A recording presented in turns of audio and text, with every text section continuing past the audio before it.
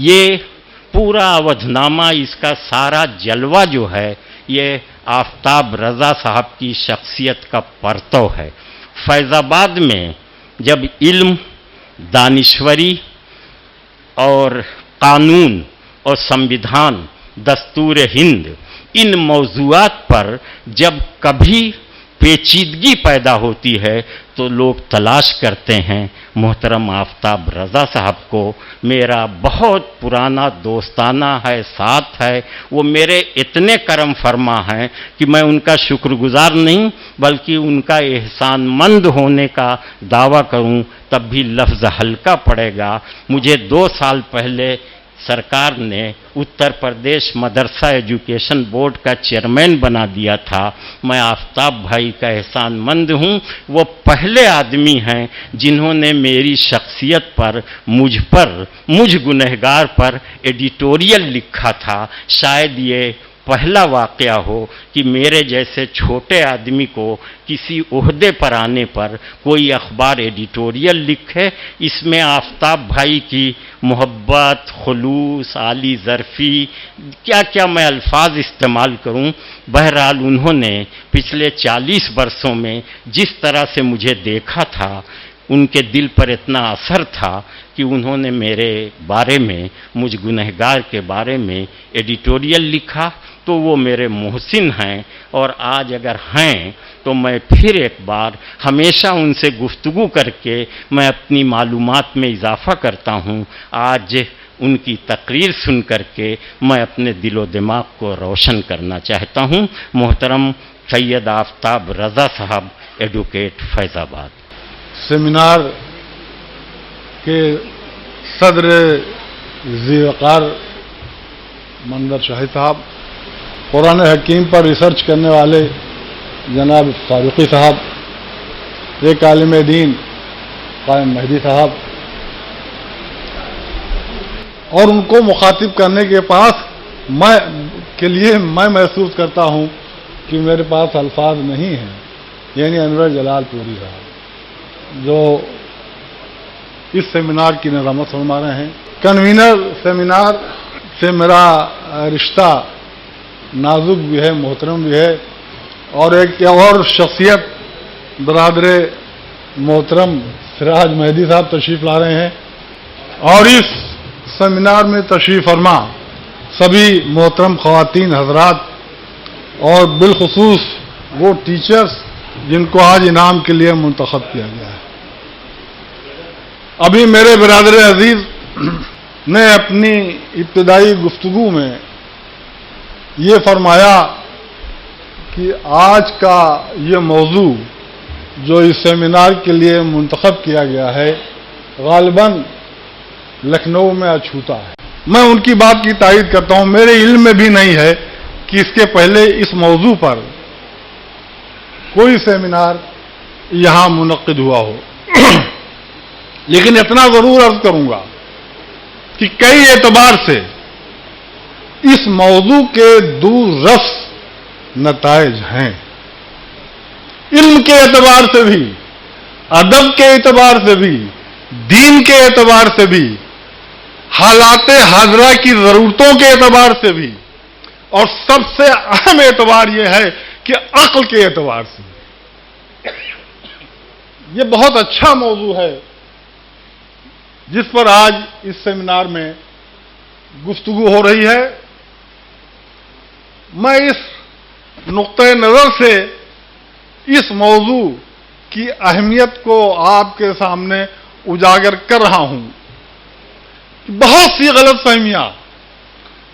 یا بالفاظ دیگر یہ عرض کروں کہ بہت سی کج فہمیاں جنہوں نے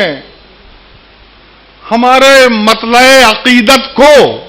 کوہر آلود بنا رکھا ہے، ابر آلود بنا رکھا ہے، اس کو چھانٹنے کی ضرورت ہے، اس کے ازالے کی ضرورت ہے۔ لہذا اس طرح کی غلط فہمیاں اور کج فہمیاں دور کرنے کا اس سے بہتر اور معتبر کوئی ذریعہ نہیں ہے کہ سیمینار کیا جائے اور وہ حقائق جو پردہ خفا میں ہیں ان کو منظر عام پہ لایا جائے۔ اور آپ یقین فرمائیں کہ کم علمی کی بنیاد پر، کم نظری کی بنیاد پر یا عدم معرفت کی بنیاد پر کہیں کہیں ہم سے سنگین غلطیاں بھی ہو جاتی ہیں، اور اس طرح کا سیمینار ان غلطیوں کے ازالے کے لیے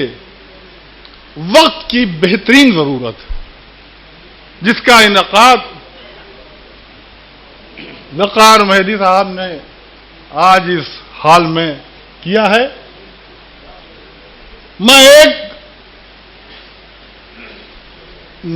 دوسرے نہج سے ایک بات آپ کے ذہن عالی میں ذہن نشین کرنا چاہتا ہوں کہ وہ غلط فہمیاں، وہ کچ فہمیاں جس کا میں ذکر کر رہا ہوں، وہ کیوں کر پیدا ہوئیں اور کیسے پیدا ہوئیں۔ معاف کیجیے گا،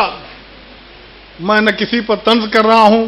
نہ تبصرہ کر رہا ہوں، نہ کوئی فرد، نہ کوئی تنظیم میری گفتگو کا ہدف یا نشانہ ہے، بلکہ جو گفتگو میں کر رہا ہوں عقل کی روشنی میں کرنا چاہتا ہوں، اور یہ پوری ذمہ داری کے ساتھ کہہ سکتا ہوں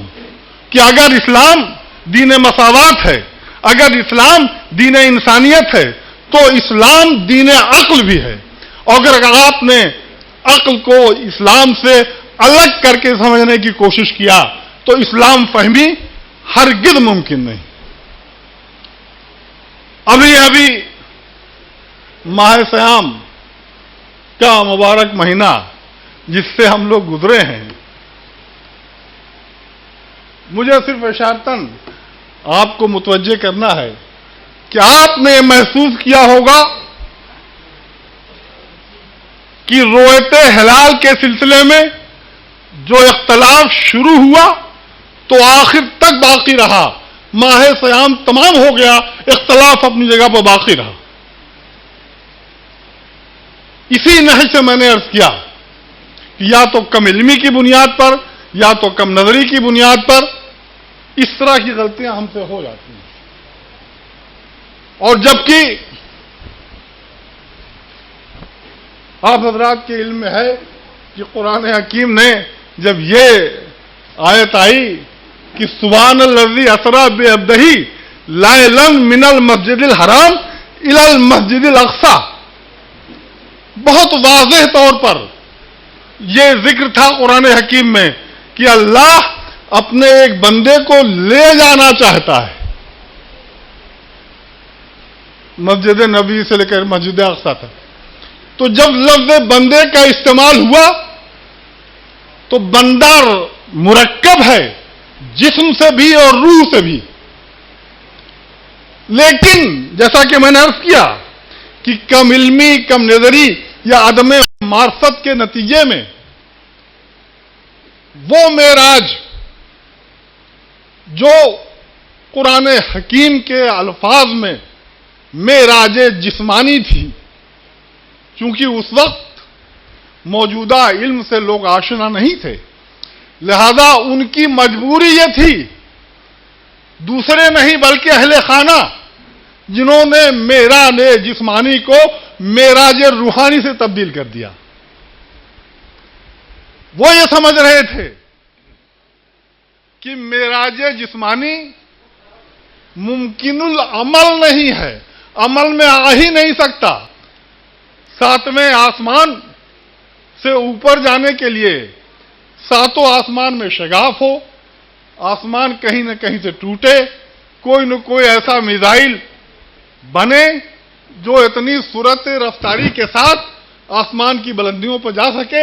اگر یہ سب ممکن نہیں ہے تو اس زمانے کا انٹرپریٹیشن یہ تھا کہ یہ معراج جو ہے معراج جسمانی نہیں، معراج روحانی ہے، جو قرآن حکیم کے واضح الفاظ کی روح کے بالکل خلاف تھا۔ یہ کیوں ہوا؟ اس لیے ہوا کہ یہ ماڈرن سائنس کی روشنی جو تھی اس وقت اس عہد میں پہنچ نہیں سکی تھی، اور کسی اور نے مخالفت نہیں کیا، بلکہ اہل خانہ کی طرف سے یہ اعتراض ہوا کہ رسول کی معراج روحانی تھی، معراج جسمانی نہیں تھی۔ میں اس واقعے کو صرف اس لیے آپ کے ذہن نشین کرانا چاہتا ہوں کہ ماڈرن سائنس، جس میں سائنس بھی شامل ہے، ٹیکنالوجی بھی شامل ہے، اسپوٹنک بھی شامل ہے، سیٹلائٹ بھی ہے، انٹرنیٹ بھی ہے، تمام چیزیں جو سائنس کی ترقی کے بعد ہمارے سامنے ابھر کر آئی ہیں، اس میں اور قرآن حکیم یا آئین اسلام کے درمیان میں کہیں سے کوئی تصادم نہیں۔ اگر میں اس بات کو آپ کے سامنے عرض کروں کہ در حقیقت عصر حاضر یا ماڈرن سائنس یا ماڈرن تعلیم جو ہے، اس نے اسلامیات کو، آئین اسلامی کو، قرآن کو سمجھنے کے لیے راستہ ہموار کر دیا۔ جیسا کہ میں نے عرض کیا، یہ دونوں آپس میں ایک دوسرے سے متصادم نہیں ہیں، بلکہ ایک دوسرے کے معاون ہیں۔ اس کو سمجھنے کی ضرورت ہے کہ کہیں سے یہ موجودہ تعلیم، چاہے وہ سائنس کی ہو، چاہے ٹیکنالوجی کو ہو، کہیں شریعت کے راستے میں، اسلامی قانون کے راستے میں حائل تو نہیں ہے۔ بس یہیں سے گزارش کروں گا کہ سمجھنے کی ضرورت ہے کہ یہ ایک دوسرے کے معاون ہیں، ایک دوسرے سے متصادم نہیں ہیں۔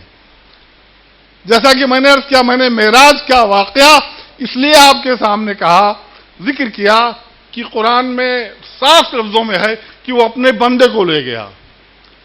اگر عصر حاضر کی ترقی یافتہ باتیں ان کے سامنے ہوتی تو اس مسئلے کا حل خود بخود سامنے آ جاتا۔ آج آپ دیکھ رہے ہیں کہ ساکنان زمین جو اونٹوں پر سفر کرتے تھے، جو تہذیب سے، کلچر سے، ماڈرن سائنس سے کہیں سے دور سے بھی آشنا نہیں تھے، سائنس اور ٹیکنالوجی کی ترقی نے اتنا محیر العقول انقلاب برپا کر دیا ہے کہ زمین پر رہنے والے ہوا کو مسخر کر چکے، فضا کو مسخر کر چکے، اب خلاؤں میں، ہواؤں میں اڑ کر چاند دنیا اور سورج کی دنیا میں داخل ہو چکے۔ اب یہ موجودہ سائنس کی ترقی نے معراج کو سمجھنے میں کیا آسانی نہیں پیدا کی؟ اب حیرت اور استعجاب کی ضرورت نہیں ہے، بلکہ صحیح معنوں میں جو معراج ہمارے پیغمبر کو ہوئی، اس کو سمجھنے کے لیے عصر حاضر کی ترقی یافتہ سائنس اور ٹیکنالوجی کی دنیا نے ایسا راستہ ہموار کر دیا کہ اب مسائل خود بخود دست بستہ ہاتھ جوڑے کھڑے ہوئے ہیں کہ یہ مسئلے کا حل ہے۔